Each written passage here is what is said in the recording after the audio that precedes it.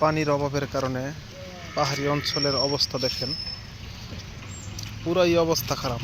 মাটি শুকাইয়া ফাইটা গেছে। আর দেখেন লটকন বাগানগুলাই একেবারেই দেখা যাচ্ছে যেন জীর্ণ শীর্ণ হয়ে পড়ে রয়েছে। হয়তো আর 2-3 মাস পরেই ইনশাল্লাহ এই বাগানগুলোতে ভরপুর ফলন থাকবে ইনশাল্লাহ।